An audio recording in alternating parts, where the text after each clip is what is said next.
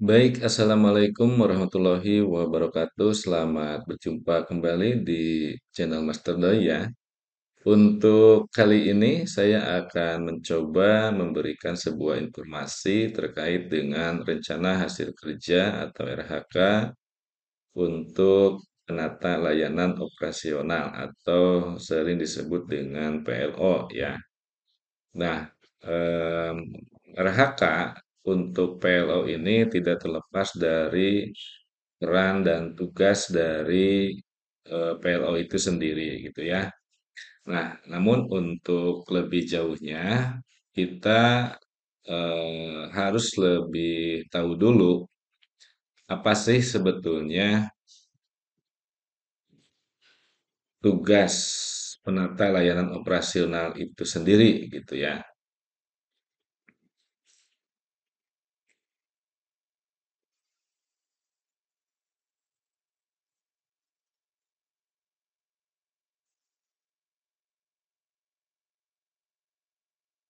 Nah, PLO atau Jabatan Pelayanan Layanan Operasional dalam skema pemerintahan dengan perjanjian kerja atau P3K itu biasanya berkaitan dengan peran administratif atau layanan operasional di sektor pemerintahan.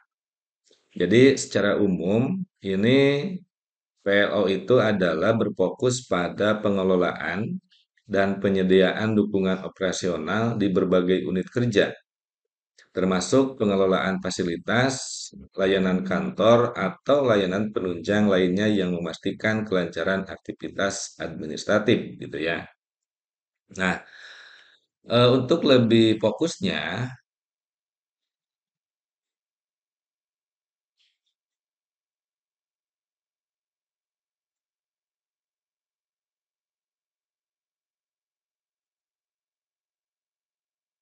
untuk lebih fokusnya, apa sih tugas penata layanan operasional itu sendiri gitu ya? Nah, di sini kita bisa lihat bahwa tugas dari PLO itu adalah mendukung operasional instansi pemerintah melalui pengelolaan data, administrasi, dan tata kelola layanan teknis. Atau, nah, atau secara garis besarnya bahwa tugas dari PLO ini adalah mengumpulkan, menganalisis, mengevaluasi, dan pelaporan data operasional untuk mendukung kelancaran aktivitas instansi, gitu ya. Nah, lantas apa RHK-nya? Nah, di sini kisi-kisi yang saya berikan tidak terlepas dari tugas dan fungsi dari PLO itu sendiri ya. Yang pertama, di sini adalah mengumpulkan data pelayanan operasional sesuai dengan prosedur yang berlaku. Nah, contohnya di sini adalah melakukan pengumpulan data, dokumen, dan informasi operasional dengan mematuhi peraturan perundang-undangan yang berlaku termasuk peninjauan literatur dan klasifikasi data. Yang kedua, yaitu mengidentifikasi data pelayanan operasional sesuai prosedur dan ketentuan yang berlaku. Contohnya di sini adalah menelaah prosedur dan ketentuan, mengumpulkan informasi, menyusun data, dan melaporkan hasilnya kepada atasan. Yang ketiga, menganalisis data pelayanan operasional agar sesuai dengan program atau perencanaan kegiatan instansi.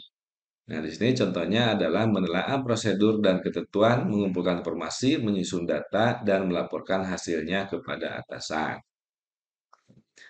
Untuk yang keempat, ini melakukan analisis atau analisa terkait objek kerja yang menjadi tanggung jawab sesuai prosedur.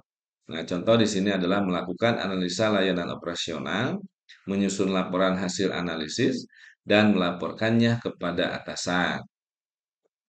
Yang kelima, mengevaluasi pengembangan kegiatan pelayanan operasional berdasarkan laporan untuk menyusun laporan perkembangan.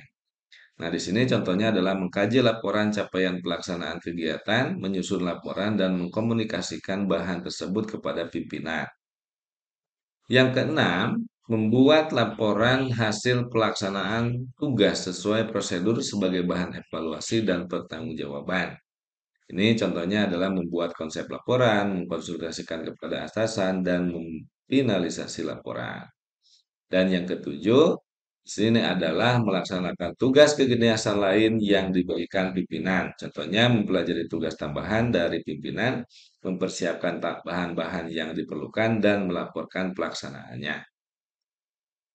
Nah, itu rekan-rekan ya, gambaran umum dari tugas yang harus diemban oleh apa penata layanan operasional ya, khususnya adalah bagi rekan-rekan yang telah diangkat menjadi P3K untuk jabatan PLO ini ya. Mudah-mudahan ini bisa menjadi pencerahan atau informasi ya terkait dengan rencana hasil kerja yang harus dicantumkan di dalam kinerja yang akan dilakukan. Terima kasih. Wassalamualaikum warahmatullahi wabarakatuh.